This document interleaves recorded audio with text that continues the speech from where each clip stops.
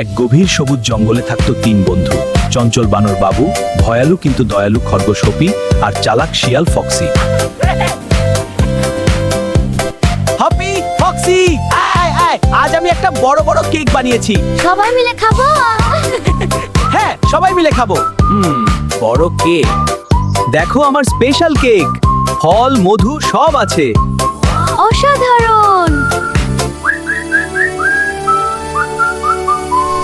Foxy, একা খেলে মজা হয় না রে।